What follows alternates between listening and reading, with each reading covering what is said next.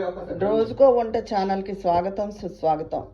ఈరోజు నేను వెజిటబుల్ బిర్యానీ చేస్తున్నానండి. ఇందులోకి 2 ఉల్లిపాయలు, ఒక 2 చిన్న గ్లాసులతో చేస్తున్నాను.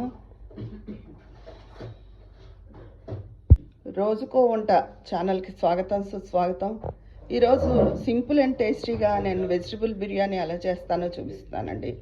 ఇందులోకి 2 ఉల్లిపాయలు, ఒక 2 చిన్న గ్లాసులతో చేసేదానికి ఒక పొటాటో, ఒక చిన్న బీట్రూట్ కూడా వేస్తాను. చాలామంది బీట్రూట్ వేయరు, ఆ కలర్ ఇష్టపడరు.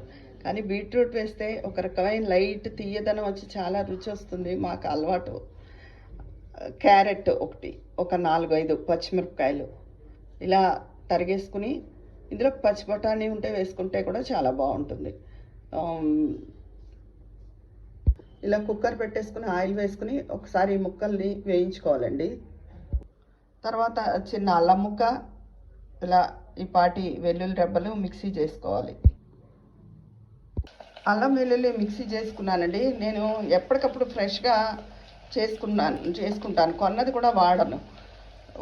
ఒకవేళ మిక్సీ చేసుకుని కూడా ఫ్రిడ్జ్లో ఉంచాను, ఎందుకంటే అప్పటికప్పుడు మనం మిక్సీ ఉన్న ఘాటు ఏమాత్రం నిలవున్నా ఉండదు.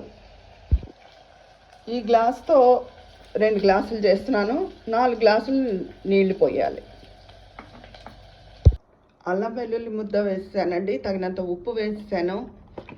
2 గ్లాసులకి 4 గ్లాసులు నీళ్లు పోసుకున్నాను, చిన్న గ్లాసే.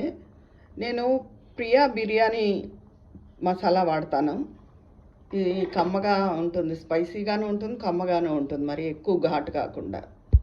ఓ చిటికెడు పసుపు, 1.5 స్పూను ఈ మసాలా చూపించాను కదా, అది వేసుకోవాలి. ఇలా ఒకసారి పైనుంచి కింద కలిపేసుకుని కుక్కర్ మూత పెట్టేసుకుని 3 విజిల్స్ రానివ్వాలండి. ఇదిగోనండి నేను చేసిన vegetable pulao, simple and tasty. 3 whistles వచ్చాక కట్టేసుకున్నాను. ప్రెషర్ వచ్చేసిన తర్వాత తీసి ఇలా హాట్ ప్యాక్లో వేసుకున్నాను. ఇందులోకి రైతా. నా ఈ రెసిపీ మీకు నచ్చితే సబ్స్క్రైబ్ చేసుకుని లైక్ చేయండి. నా రోజుకో వంట ఛానల్ని ఎంకరేజ్ చేయాలని కోరుకుంటున్నాను. ఉంటాను, మీ విజయాపన్నాల.